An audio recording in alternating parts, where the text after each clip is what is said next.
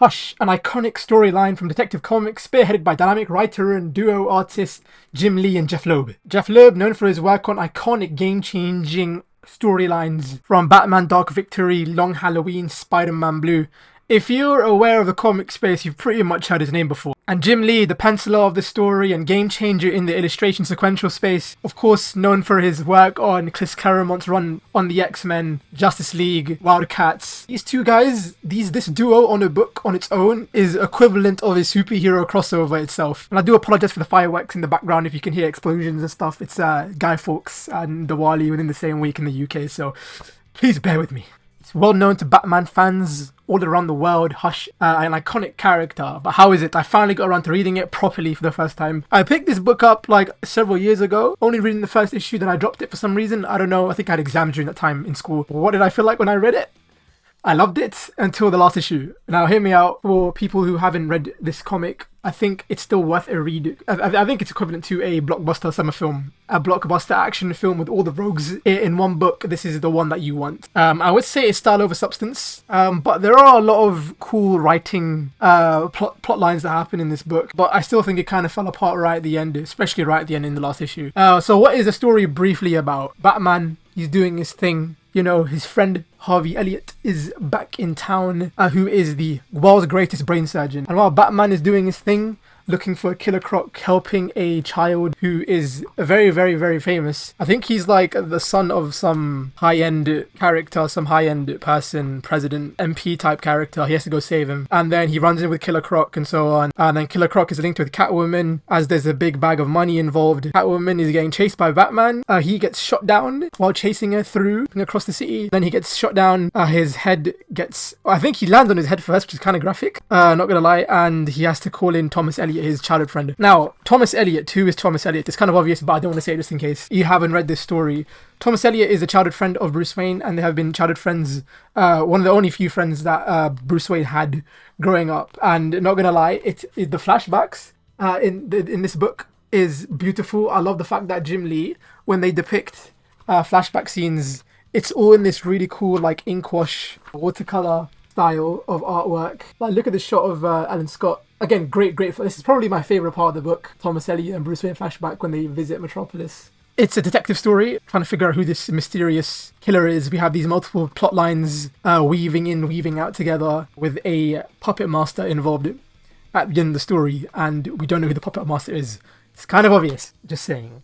But it's still a fun ride to read. The artwork is beautiful. Again, Jim Lee. Oh, not bro. This is ink, bro. This watercolor ink wash style in rain. I'm a sucker for rain shots when it comes to like sequential works. Oh, it's so beautiful, man. It's so good. The artwork is beautiful. Again, I would say this really just for the artwork. Jim Lee is my favorite artist in the industry. One of my top 3. Let's just say that. Pretty much influenced the industry as a whole in his time, in his career, DC Comics and Marvel Comics. And, you can clearly see that in his work and in his legacy of current artists today. Kind of like the way you experience the Arkham games, if you're a fan of the Arkham games, Arkham Asylum, Arkham City, the way they have like everyone in the book, in the story. Batman Hush has it. In terms of its depth, I don't know, because I feel like Jeff Loeb, I don't know if they were limited to, I don't know how many issues this is. It doesn't really say the amount of issues. The action is beautiful. It's one of a few times where we have Big Blue Superman and Batman go into a fight. The iconic kryptonite ring scene. Sorry if I get repetitive about Jim Lee's artwork, but the artwork is stunning. Look at that double splash page. Oh, it's beautiful. The way he draws, like, again, female characters is beautiful. Poison Ivy, Catwoman, Lois Lane. Top tier waifu material. I would say it's a mix of a Bruce Wayne and Batman story together. I would say it's more Bruce Wayne again because you focus more on Wayne's childhood. There are a lot of big twists, especially at the end. It's honestly, it's just a fun read. It's kind of like, it's ironic because I read this around the same time Black Adam came out, and they're both, I want to say, more style over substance. In terms of like script quality, I don't think this is Jeff Loeb's best. Again, like I said, it's a fun read. Another iconic shot of the Joker. Super scary, man. I love the way the jawline is drawn. Great.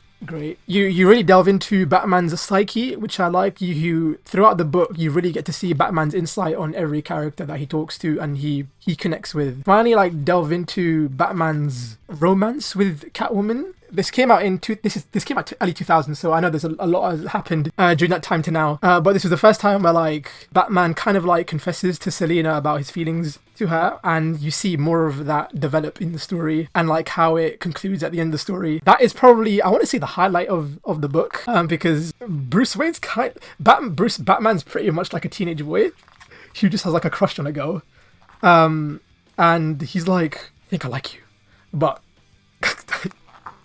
I'm making it more comedic than it actually is, but when you read it, you understand. It's on Bruce Wayne's relationship with Selina, whether like Bruce will like open up his identity to her. Selina's like one of the very few people that he's comfortable around as Batman and as Bruce Wayne. See that again, you see Batman and Joker, the rage fuel like emotion Batman has with the Joker, and there's a very, very cool interaction between those two. There's a really cool moment. Oh, this made me laugh. So after a certain incident in one of the later issues, Batman is chasing Joker after like a tragic incident. Batman. Oh, two jokes.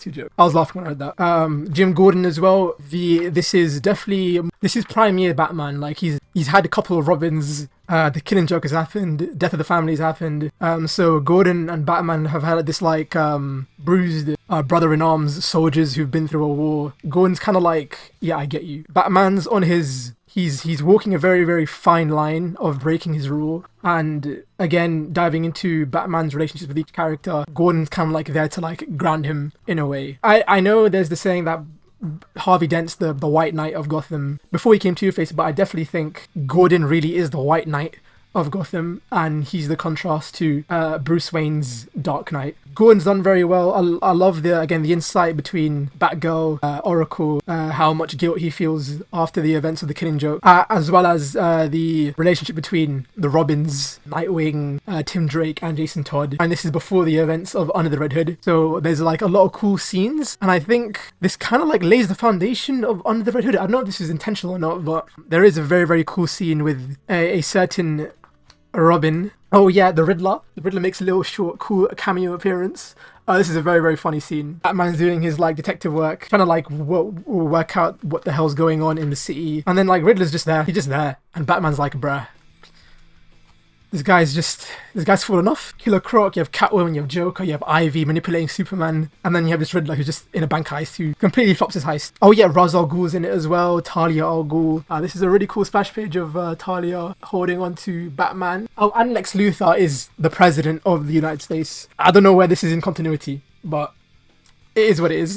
Ra's al Ghul and Batman. That's a really, really good, great scene. Yeah, I think, not gonna lie, I think when I was reading it, my initial reaction when I first finished this book was like, what the hell? Like, what was that ending? Like, what happened? I was kind of annoyed. But low-key looking back on this book, on this graphic novel, there's a lot of good stuff in retrospect. I kind of wanted to do a rant review when I first read it, but I was like, let me just hold it off, let me collect my thoughts. And since my thoughts are collected, I definitely recommend it. I don't know much about her, to be honest, but she's cool. The whole concept of Hush being this puppet master in this entire story, and Batman trying to figure out what the hell's happening. Again, it's a detective book. It's not more of a mystery, so I would say you're seeing it through the outside perspective, so you kind of know who's manipulating the strings. Wink, wink. But Batman doesn't, so you're trying to see it through his perspective, through an outside perspective. Just have fun reading it. It's just fun. The art, just enjoy the artwork. Really, like, oh, it's so good, man.